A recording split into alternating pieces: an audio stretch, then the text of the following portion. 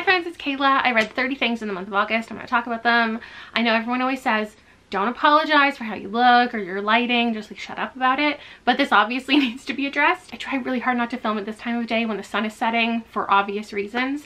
But tomorrow I'm getting dental work done. I feel like I'm going to be all frozen. I'm not going to have the ability to make this wrap up in a timely manner unless I do it today. So here we are. I'm going to start the video out with all the books that I didn't make for specific videos, so I probably haven't talked about them anywhere. The first one is actually my only 5-star of the entire month. Can you believe it? But if there was going to be one, it's Kindred by Octavia E. Butler. This was amazing. Thank you to all of you who've been recommending this to me over the years based on tropes that I've talked about I enjoy. I'm sorry I didn't listen until now. This was something I pulled out of my members suggestions cup, and I'm so glad that I did. This was such an excellent novel, like such a well-told story. So excellent. In fact, I picked up the graphic novel as well and I read this. This I mostly did on audio. Fantastic audiobook. If you somehow don't know the plot of this, we're following a woman named Dana. She's living in, I think, the 70s, and my love of non-consensual space travel has transitioned very nicely into non-consensual time travel, because one day she just suddenly finds herself having traveled to the 1800s on a plantation. She meets up with an old ancestor of hers and she is living among the enslaved people there. And as the book goes on, we get to know this ancestor, a bunch of other characters, but mostly we're just following Dana as she will regularly find herself time traveling to this specific time, and why she's time traveling is related to her ancestor. So there are two main timelines we're following. Sometimes she's just with her husband living life, and sometimes she finds herself back in time, but that time period is moving at a different speed than the one that she's supposed to be in. Throughout the book, as she's uncovering why she's moving through time and when, she tries to control it as much as she can, as in she wants to see if she can bring someone with her. She wants to see if she can impact the people in that time period, and maybe it will leave a positive impact on her family line. It's a difficult read for sure, as we see Dana navigating this life she found herself in, experiencing things she's never experienced, nobody should ever experience. Naturally, there are a lot of great conversations that come up in here, and also things that I love are a cyclical story, which this has. The ending is one of my favorite things. And then I also love a story where someone is just thrown into an environment they're not used to, and a kind of mistaken identity scenario, because she just has to kind of integrate herself into this society, and people are constantly questioning who she is, assuming who she is, enacting violence upon her. There's a lot of anger and devastation throughout these pages, and she's very much an embodiment of generational trauma. And then the graphic novel was really interesting because a lot of you're confronted with, like, obviously seeing a lot of the characters who you were just visualizing. You're so much in Dana's mind and thinking about Dana and visualizing Dana and all the things that she's enduring, that all the side characters truly are side characters, and them getting so much page time made them feel like more important characters. And it was strange the way that, I don't know, seeing them makes you feel. The graphic novel really felt like a different experience, even though it's the same story. I'm not sure how I would rate this. I wouldn't say I enjoyed my time, but that's with me and most graphic novels. I don't know how to rate this. I'm not going to. Next up, let's talk about Nettle and Bone. So I read The Hollow Places last year. I read What Moves the Dead also this month for the book club, my Literally Dead book club. And then I also just decided to pick this up because it had been on my radar. I didn't think it was gonna be top tier T Kingfisher for me. I just didn't feel that, and I was right. I ended up giving it a 3.5. I think that people who typically love this type of fantasy will love it. She is a princess. She comes from a family of royalty. There's a terrible prince that her sister is married off to, and she wants to save her from this marriage and all of these babies that she is constantly getting pregnant with in order to find the proper heir. So she works with like this witch who gives her these impossible tasks, and I can definitely see why this is some people's like favorite book of the year. The messages are fantastic. Her persevering, doing whatever it takes to support her family. It's a beautiful story. It was too whimsical for me too fun when you bring in like animal companions and, you know, demon chickens and bone dogs. I would say T. Kingfisher stuff is quirky horror fantasy. It's like a dark fairy tale. There was just enough like political intrigue and magic system and world building that you got enough of it to understand the story, but it wasn't about that. It was just about this journey that she's going on and all the things she encounters along the way. Definitely recommend. 3.5, decent book. Then I have Rehearsals for Living by Robin Maynard and Leanne Bedasamose Simpson.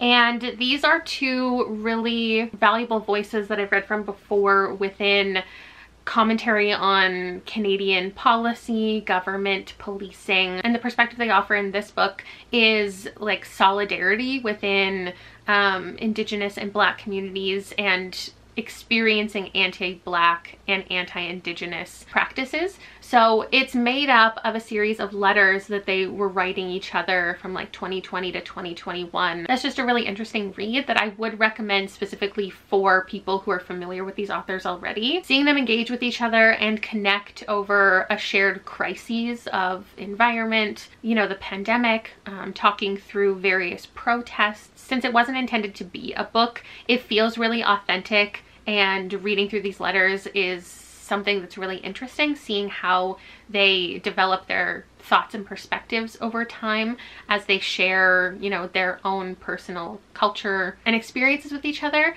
But it's not like, it doesn't read like a teaching kind of moment. I give it 4 stars. I think there's a lot of great takeaways.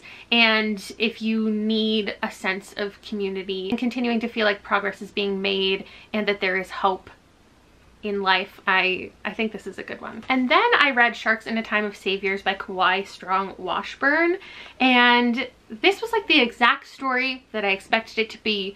I gave it 4 stars. I think it's really solid and I would recommend it to many. The descriptions alone of Hawaii in here are really beautiful. We're following this one family and the story kicks off when one of the children falls into the ocean and a shark saves him, brings him back to his boat, and from there we discover that that child has certain abilities. It's a pretty lightly speculative story. We're following this group of siblings and their parents throughout years, where our main character Noah starts to challenge the expectations on him, and I felt like this could be very much a commentary on like childhood fame in a way, because we have this trio of siblings, one who gets a certain amount of attention and people wanting to see him, wanting to be helped by him. There's conversations around exploitation and his parents monetizing his ability, and then him kind of pushing against that but feeling this family obligation and the pressure that comes along with supporting your family. And then the other siblings, there's a sense of jealousy naturally when the parents are putting so much focus on this one child and what this one child is doing. The other children feel forgotten. They feel resentment, and so all of them throughout the book go on different paths in life, very much inspired by how they felt in their childhood and the things that they went through. I really liked following every single one of the characters. They all had valuable things to share within the story, and I always like a book that sheds light on like the same experience but seen through multiple different perspectives and how everybody deals with the same thing differently. So I thought this was quite good. So that's those 5 books that didn't get any type of dedicated video. And then these 2 technically have live shows, so I don't want to get too much into them. This one already happened. This one is coming up, I think, on the 11th. So The House Across the Lake by Riley Sager was a 4.5 star for me. It's one of those ridiculous, convoluted thrillers that I just have a really good time with. We're following a main character named Casey who recently moved into her family house on the lake. She is very much spying on her neighbors, and one day she ends up saving a woman across the lake from drowning.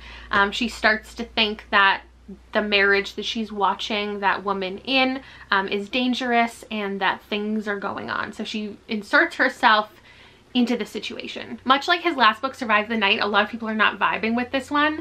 I feel like something can be said that's really similar with them, and that's that it's hard to understand, like as a logical person, the things that the main character does. But the reason that had a completely different impact in both of these books for me, like this one I gave 2 stars, was because I think that Riley Sager gave enough explanation for why everything was happening in here. He set the character up in a specific way that her motivations and her choices were understandable and were consistent. While I don't feel like the character that was set up in this book, the person we understood her to be, her actions didn't make a lot of sense. But in this one, I feel like we really got to know Casey, her background, how she ended up where she is, and all of the things that she was up to. It got strange, and I appreciated that a lot. Then we have What Moves the Dead by T. Kingfisher, another dark, gothic, but kind of quirky horror book where we're following a character who is going to the home of their childhood friend. She is fallen ill, and the characters in here are so vivid. I didn't love the plot all of the time.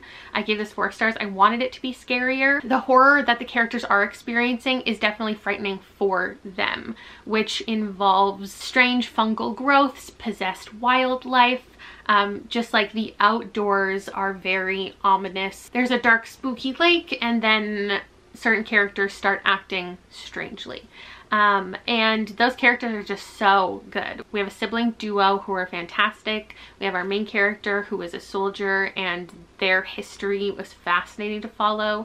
And then we have a mycologist who's like probably my favorite character in here. There are doctors, there are side characters. Considering how short this is, I really think T. Kingfisher shines in building a character out. If you've been considering picking this up for the book club, I would highly recommend before the live show to grab it so you can chat with us. Also this month I read 6 books in a video where TikTok chose my TBR. I definitely went through the plot pretty thoroughly of these, so I don't need to give standalone reviews here. Reckless Girls by Rachel Hawkins, I gave 4 stars.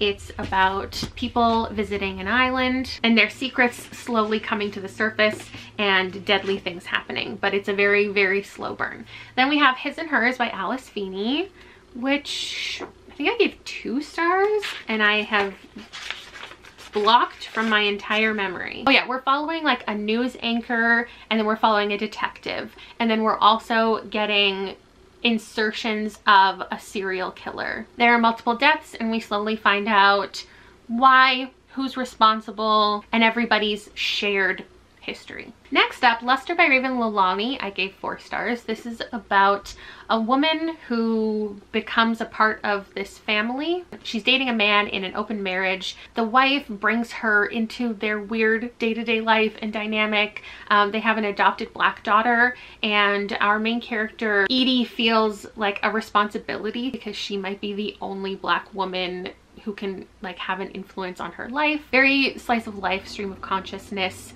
a little bit odd and sad, a little bit funny. 4 stars. Then Whispers and Roars by Kay Webster was a 1 star for me. It's a dark romance. Did I mean to pick up a dark romance? Absolutely not. In this book we have Katie and Yeo, who were in love before and then they separated, and now they're back together, but there are many things keeping them apart, and it's about their commitment to their love. Next we have Before the Coffee Gets Cold by Toshikazu Kawaguchi, and this, I can't remember what I rated it, 3.5 stars.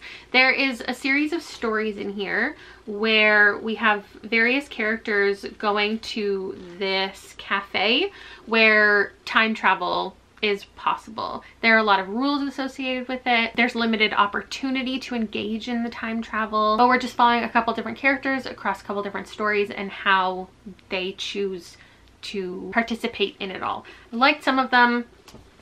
One of them made me cry. A couple of them, I don't really like the message I feel like they were putting forth to the reader. And then we have The Hacienda by Isabel Cañas. This one I gave 4 stars, but I find it a little bit forgettable as far as plot. Oh no, I remember. Okay, we have a woman and she is entering into this marriage, and there are rumors about his last wife. Very Rebecca vibes. But Beatrice has very clear goals and intentions with this marriage, and she finds herself involved with this priest as well, and she wants help getting rid of certain like demons that she thinks are in the house. I gave it 4 stars, so obviously, you know, the writing was good for me, the pace was good for me. I remember like the last third of this very vividly now, and I loved where the story went. Definitely recommend. And then I just have a bunch of rabbit books. I feel like I'm not technically counting these two. I don't want to say that these are books that I read in the year. When I talk about how many books I read in a month, like fine, there's 30 things here. But when I say at the end of the year, like I read 100 or 200 and whatever, I don't think I'm going to include those two. These are Beatrix Potter things. I just can't count this. No judgment if anyone counts anything else. And I can't explain to you why these feel okay for me to count as books. But anyway, I reread The Velveteen Rabbit and read for the first time Bunnicula, some children's books about bunnies. This one's a stuffed bunny where, you know, the rabbit goes out to live it turns into a real rabbit and lives out its most beautiful, perfect life. I guess technically, like, did I give this 5 stars?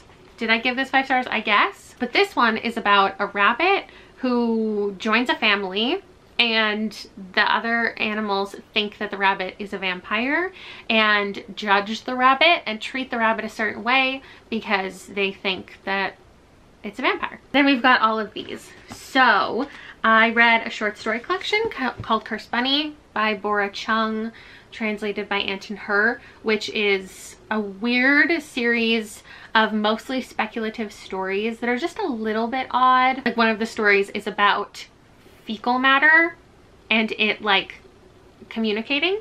One of the stories is about a lamp that has a curse on it and what it does to people. One of them is about artificial intelligence as companions. It started out really strong and then it just went downhill and it got less clear what the story was supposed to do. Although maybe I also feel that way about a lot of the stories that I did give 5 stars, but because of their like shock value or just disgustingness, like I ended up enjoying even if I don't really understand. So that was a 3-star, and then a 2-star, I think. I'm giving Wow No Thank You by Samantha Irby. We have short stories. These are short essays just about this woman's life being like a step parent.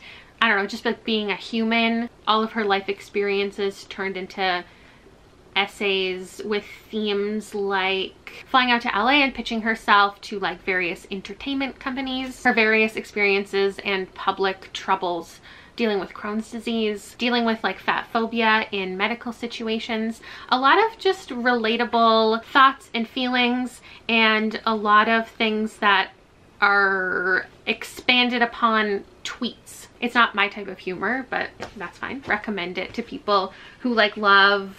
If you've read Jenny Lawson, I used to read her blog. I also wouldn't read a book from her. Just a whole book of funny anecdotes. But the rabbit on the cover, it got me. We've got After the Flood by Cassandra Montag, which is about a woman in an apocalyptic scenario. It has a lot of commentary on climate change.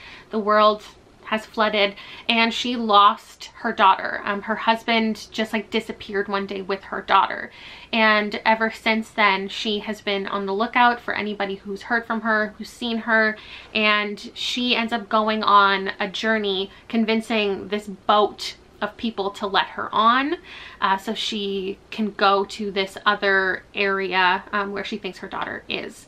And she's taking along with her her second daughter. I think the book kicks off with her not really treating her the same because she has this super strong commitment to finding her missing daughter. She almost takes her other one for granted, doesn't seem to feel the same commitment towards her, and throughout the book I just feel like the family development is so beautiful, and then also all of the people on the ship, you get to know them and their backstories and how they all engage with each other throughout this journey, how she has to trick a lot of them to get what she wants. A lot of talk about sacrifice. I just thought it was a really well told one.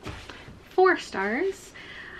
Our Crooked Hearts by Melissa Albert got 3 stars from me. Definitely appreciate being sent the ARC from the publisher. But yeah, this was definitely for the rabbit on the cover. Like, I have stopped reading so many YA magic witchy stories. A lot of them go the same direction and have a lot of really similar commentary. And this one was no doubt good in its conversations about, I want to say, consequences is a big theme in here. So we have a daughter who's just encountering magic for the first time and is finding out how her mother has kind of lied to her, misled her for a lot of her life. And then in another timeline, we're following her mother when she herself discovered she had magical powers and she got involved with as a teenager. And it's two very different experiences with magic. Finding out you have magic and how your life is so altered by like what support systems you have or what terrible things you find yourself involved with. And they both by the end of the book get to know each other better, but also have to reckon with all of the decisions that they've made, because there's a lot of bad ones. Then I have a children's Bible by Lydia Millett. And this was, I think, a 4.5. I had a lot of fun with this. It gave me kind of Lord of the Fly vibes at the beginning, where we have this group of children, they're in their late teens, most of them, just having to support themselves. They do have parents, but their parents are very uninvolved. They're at like a reunion. They're spending a lot of time with each other as a group, doing drugs, having sex, and the kids are just like outside and kind of build their own weird little society, like take a boat and go build shelter somewhere else. Occasionally their parents will find them and will want to track them down, but they're left alone for a lot of the time. And then at one point we realize we're in like the apocalypse and they get completely separated and have to sustain themselves completely in this house that they have kind of discovered. It's pretty odd. The language is concerning at times. The things that they're talking about, the things that they're doing makes you, I think, feel intentionally uncomfortable.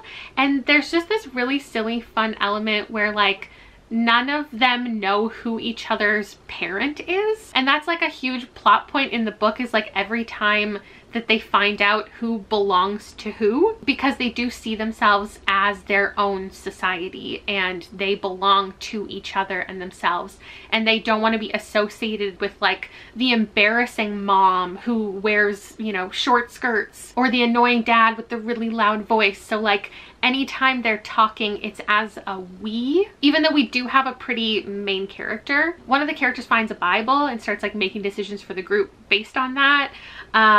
Starts to see associations between what's happening in this book he's reading and the real world around them. It was just strange and really good for me. Next up, we've got Midwinter Blood by Marcus Sedgwick, which is a series of vignettes all across time. You're introduced to all of the ideas that are going to be in here from 2073 all the way back to the 10th century. It kicks off in the future with a guy named Eric, who is a journalist. He's going to this island to research the strange island where no children are born and no one ever ages. And when he gets there, he's drawn in by this woman named Merle, and they have this connection and he learns more about what's going on around him. But at the same time, he starts to realize that things are really familiar and that maybe he's been here before.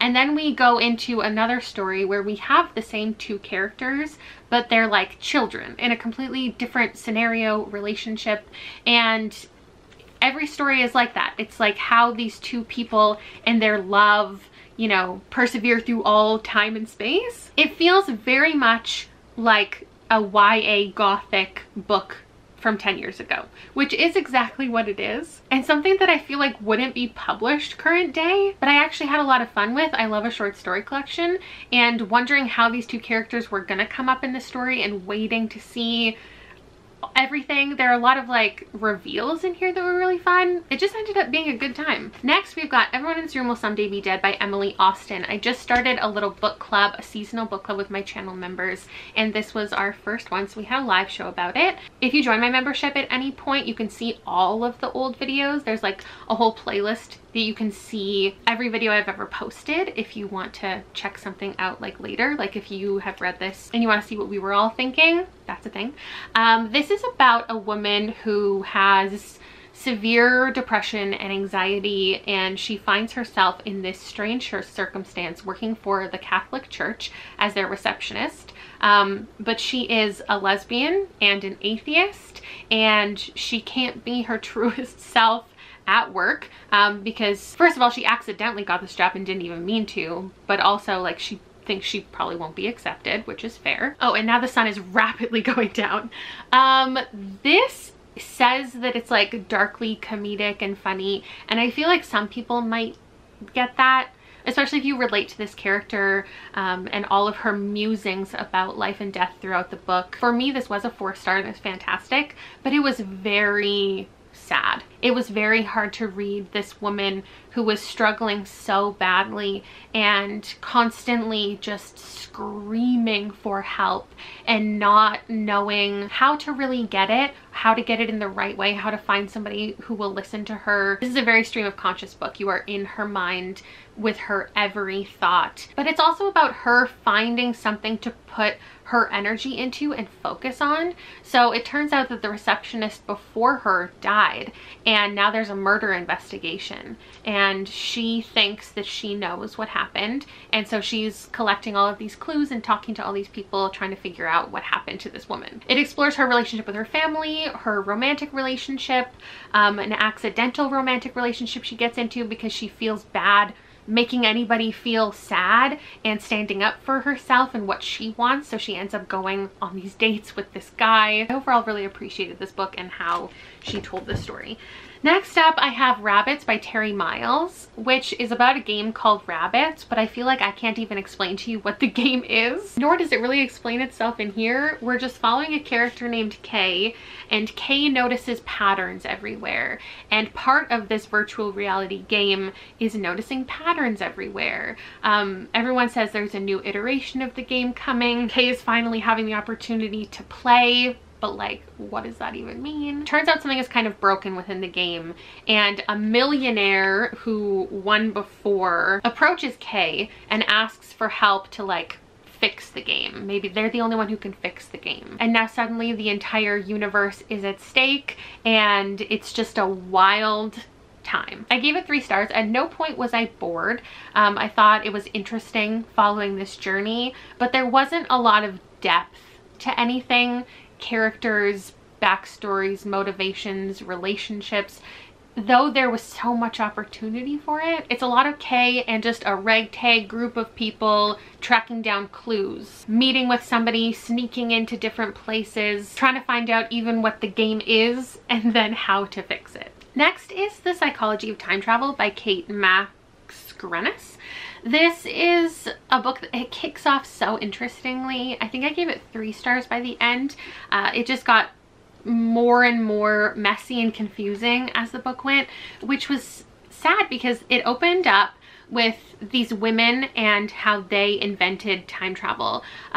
There are rabbits that they successfully send into the future, and then they decide to test it on themselves. There's this emotional impact right at the beginning of how it changes them, this excitement that they feel, and then also trying to decide what to do with this rabbit because they're supposed to like dissect it, but also they want to keep it as a pet because it's like such a beautiful moment that this animal traveled through time successfully. But then the book introduces so many characters and so many timelines, and I feel the same with a lot of like multi-generational books that I read that I think are going to be so good, and then there's so many timelines and I don't get to sit in them as long as I want to, or we never return to certain ones, and that bums me out. I feel like it was really ambitious for this book to introduce the idea of meeting your future self, because in a lot of media, that's like the whole mess of time travel is whatever you do, don't meet yourself because it'll mess up like the whole universe if you affect time in that way.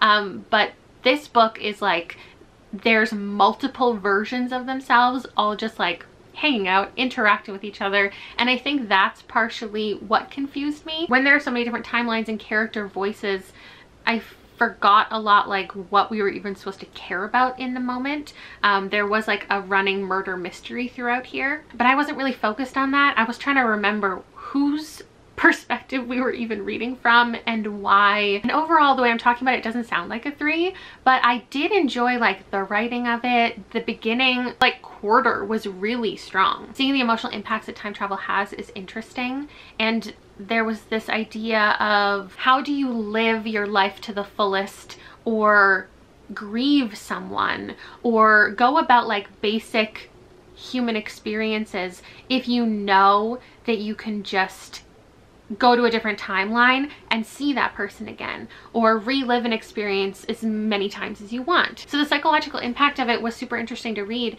and also the monetization and like creating a business from time travel and all of the contracts involved and the money, like that was an interesting thing to follow. But like, I don't know anything about these characters. I don't remember any of the relationships, the reveals that really happened. So interesting and confusing and forgettable, but like decent. Then I have Deadwater by C.A. Fletcher, which the publisher kindly sent me. This is a very slow burn, I want to say horror. There is this waterborne illness in the book, and I'm just realizing that like it's a flaw to me that there were so many characters and it was so quick and I didn't get to know anybody. But also a flaw with this is how well I got to know the characters, because we spent 300 pages aggressively getting to know every single person in this community before anything really happened. Like there were some weird kind of vibes. Like you get to know this one woman who free dives and all the things she's experienced in her life and the way that she meditates underwater, and then we're following this woman, this young woman in a wheelchair and how she's living her life. We're following this man who works at this like there's so many characters in this isolated community. They all know each other, everybody talks about everyone else. There was so much to build, and there were occasionally moments where someone would hear something or feel something that was a little bit haunted feeling, and then it really does pick up and it takes off, and the water becomes like its own character, and slowly people start to go missing and people start to not behave the way that you're used to, and there are all of these rumors going around, and it got interesting. So that portion was like a 4-star for me, and then the first 2/3 of it were a 2-star. Even though I can appreciate the community building, this just isn't my favorite kind of structure to a book. If it's gonna be this slow, I think I prefer it to just be in one character's mind and everything that they're witnessing and learning about the characters through their eyes rather than just this humongous cast. Besides the intensity of the ending, it's a pretty forgettable one, but I would probably watch an adaptation if that were to happen. Then I have Winterset Hollow by Jonathan Edward Durham, which is about this trio of friends, and some of them have like this favorite childhood story about all of these animals who live on this island, and they have this festival once a year and they go on this hunt, and it's just this really fun childhood story. And then as adults, they get invited to the island where the book is set, where the author used to live and was inspired by, or something like that. And when they arrive, they discover that the story is real, and so there really is like a giant bunny, various animals who are bringing these humans into their barley day and their hunt. I gave this 2.5 stars. I don't have a really good reason as to why. I think the writing was fine. The pace maybe was odd to me because it was so action-packed for so long, and then the animals became main characters in the story rather than just a kind of survival story of the humans. It became very much about the animals, which was just not what I was expecting. I also don't know about the message of this story. I can't say that the book was for sure trying to say anything, but there are a lot of takeaways as far as like I would say colonization and settlers and like imprisoning people and stealing. But if the book is trying to say certain things regarding that, then the way that the story develops, I don't think is a positive interpretation, or makes you feel the way that I think the author wants you to feel, if you take everything into account that's going on in this story. I don't know. The rabbit, it definitely got me. Same with the last one, which also wasn't a win. Sorry I left bad ones for the end. Hare House by Sally Hinchcliffe is about this woman who moves into this community called Hare House, and it's another one very much about like interpersonal drama amongst everybody who lives there for just a lot of the book. I picked this up because I heard it was about like snowed in people and the secrets that get revealed, the dangerous things that happen when they're all stuck inside. But that doesn't happen for so long, and most of the book is just this like weird vibe where this woman is interacting with all of these other people, and I don't know why. Like, she doesn't seem to be interested in very many of them, and yet she is having a conversation with somebody on every single page. She's like learning about this little kid, learning about this guy who lives over here, this weird woman who she doesn't want to answer the door when she knocks, but she's just constantly like talking to all these people, learning about all of their lives. They're drinking tea every day and just learning about each other's pasts. And like, I didn't care about any of them, but the writing of this was stunning. Once the atmosphere was there, it was beautiful. The descriptions of everything around her, amazing. It had a really unique writing style that took a bit to get used to, but it was a very interesting cadence. It felt poetic, but then like them getting stuck together was not what I expected, and the like revealed secrets about each other was not what I expected. I feel like it was trying to give gothic vibes, and it was trying to introduce these ominous, witchy, magical ideas, but they were very minimal. And then it turned out to just the reasoning behind everything was not done well for me, not done in a satisfying way. The conclusion of this super let me down. So that's everything that I read. Let me know if you're interested in reading any of these. I'm bummed that there wasn't more 5 stars, but you know, we're moving on to another month. Anything can happen. And I had so many 4s, so I have to call that a win. And I'll see you next time. Thank you so much for watching. Bye.